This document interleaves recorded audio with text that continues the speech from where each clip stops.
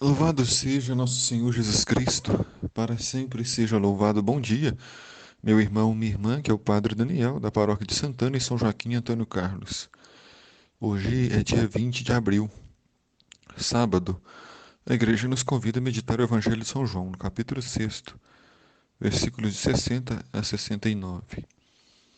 É o final do discurso do sermão do Pão da Vida, em que Jesus se apresenta como aquele que vai saciar a nossa fome, que vai ser o pão que vai nos dar a vida eterna. E ele, o próprio Jesus, afirmou que vai nos dar a sua carne em comida, seu sangue em bebida, pois comer da sua carne representa se alimentar da sua palavra, da Eucaristia, se alimentar do amor, da caridade.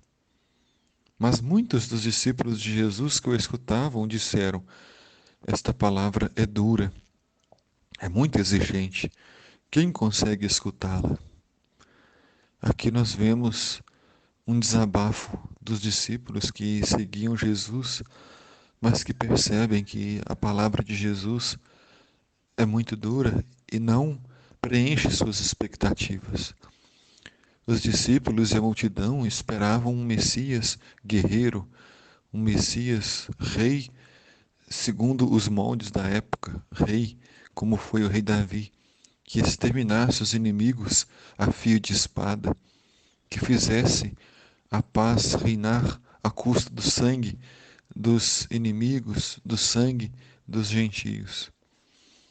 E isso Jesus jamais aceitaria: matar alguém, condenar alguém, ainda que fosse um estrangeiro. Muito pelo contrário, para Jesus não existe nacionalidade, não existe línguas, povos. Todos somos filhos de Deus, todos somos amados por Deus.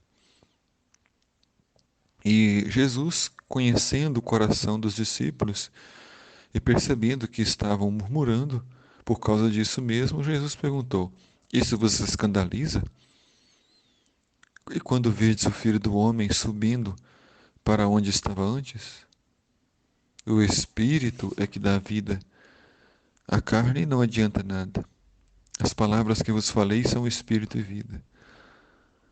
Mas entre vós há alguns que não creem. Jesus ainda disse: é isso mesmo que vos escandaliza? Né?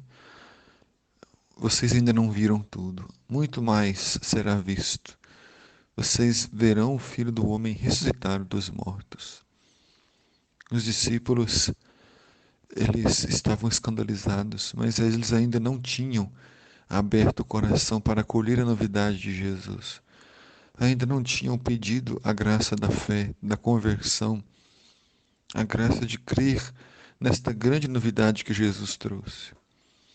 Esse é um perigo que pode estar presente na vida de todos nós: apego ao passado. Querer que Deus entre nos nossos esquemas, querer que Deus entre na nossa mentalidade, que Ele seja do nosso jeito. E muitas vezes nós não queremos que fazer a vontade de Deus, nós queremos que Deus faça a nossa vontade. E não é possível. Não é possível querer fazer com que Deus entre nos nossos esquemas. Somos nós que devemos quebrar o nosso orgulho e fazer a vontade do Senhor. E por isso Jesus afirma: mas entre vós há alguns que não creem. Estar com Jesus não significa ter fé. Segui-lo não significa ter fé. Mas ter fé é transformar a própria vida. Ter fé é amar ao Senhor. E Jesus sabia desde o início quem eram os que não tinham fé e quem havia de entregá-lo. Mas se Jesus sabia, por que Jesus permitia que eles o seguissem? Porque Jesus dava a todos a liberdade. E Jesus tinha a esperança de que eles poderiam mudar. Deus sabe dos nossos pecados e nem por isso ele perde a esperança em nós. Ele crê na nossa mudança, na nossa conversão.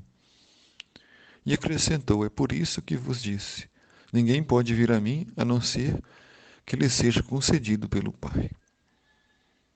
A fé é dom de Deus, é graça de Deus. Não é uma medalha que nós ganhamos, não é um mérito, um troféu. É crer, é dom do Espírito Santo de Deus.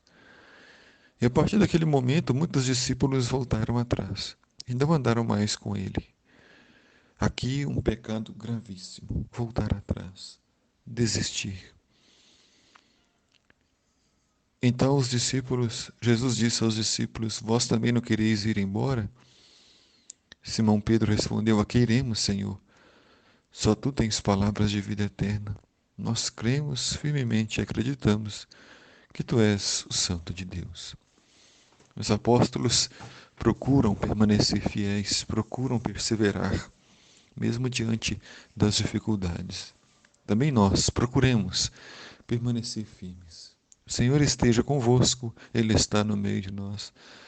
Abençoe-vos, Deus Todo-Poderoso, Pai, Filho, Espírito Santo. Amém.